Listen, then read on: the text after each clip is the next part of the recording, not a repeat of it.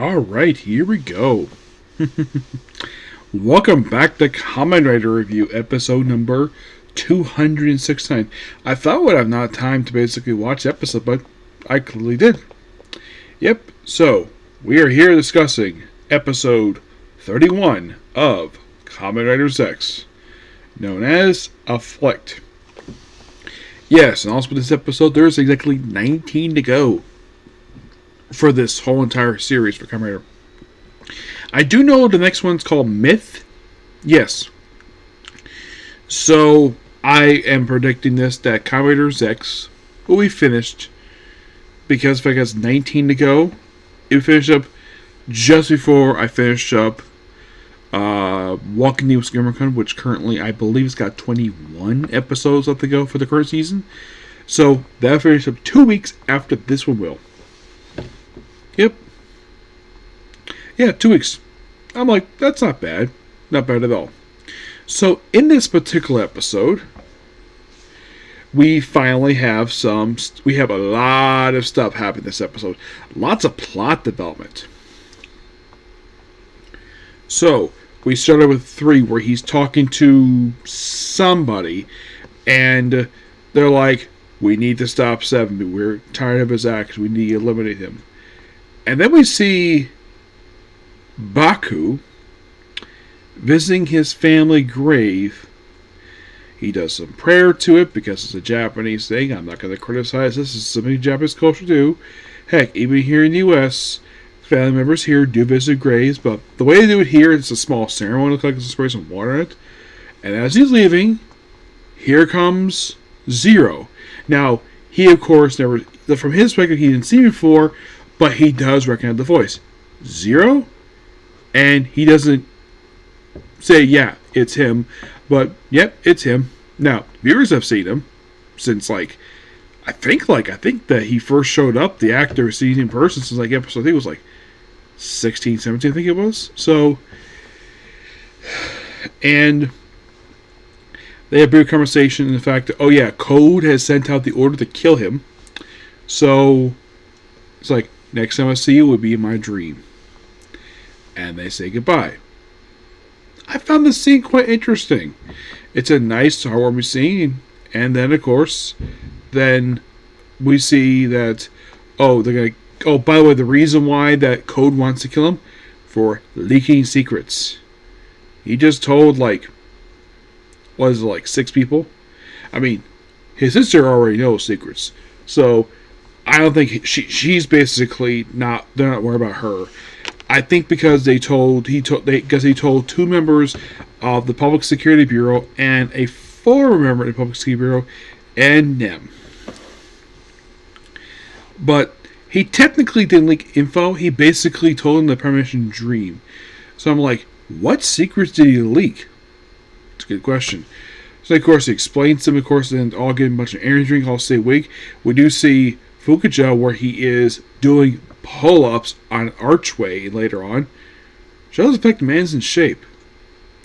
Also, first time we've seen where he's not wearing his raincoat that he wears for the whole show. And of course we also see Nagajo where she is taking care of Baku. He's sleeping.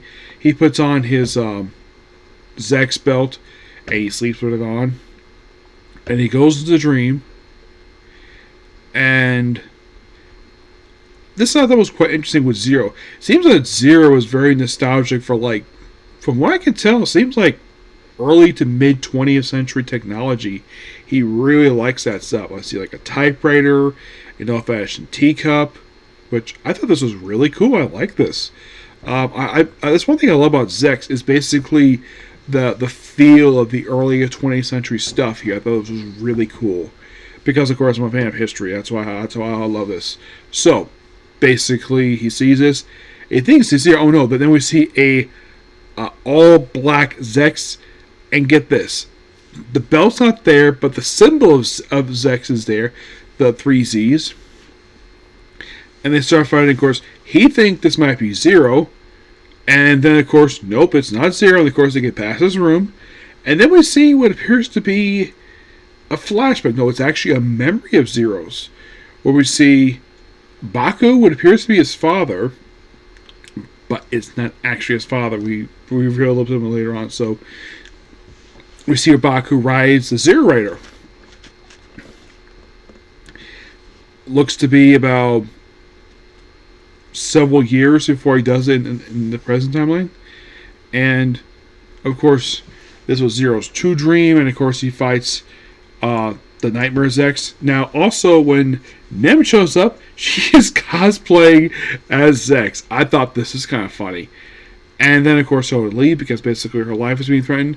And then she's taken by Sig to his nightmare prison.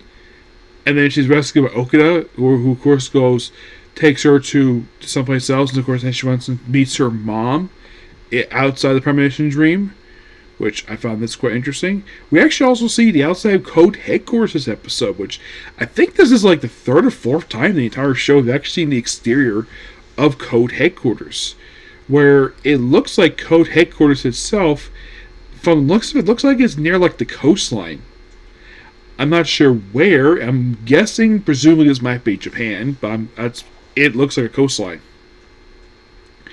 Well, looks like an airport hangar, which I thought this was a really cool scene in this place again.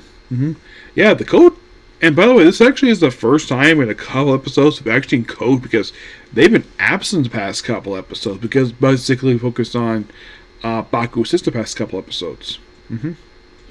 Yeah, and of course, then you have, of course, Nem meeting her mom, like, oh yeah, in fact, she hates the fact she was born, because born from a nightmare. It's a bit of fall off, basically, from his dream here. And then, of course, after kind of deal with nightmare, and of course, Baku confronts Zero in the Zeztz command center, and it's revealed at the end of the episode that Zero is Baku's biological father. I'm like, this is interesting. And the way he figured this out, him saying, look how much you've grown. Yeah, that is how he figured it out. Him saying that both when he was a kid and when he's basically about adult. Yes, this shows the fact that they don't confirm it here. Like, Zero does not confirm it. Baku is accusing him of being his biological father, and the one who raised him is not actually his actual father. Because they kind of confirmed last episode, they kind of confirmed about 2 episodes ago that Miyu is not his actual sister.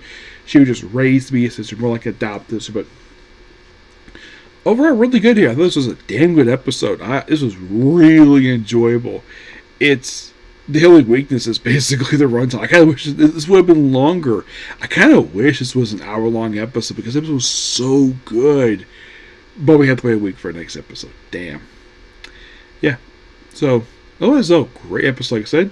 So, that's pretty much it for the video. Please be sure to like, comment, subscribe, turn notifications.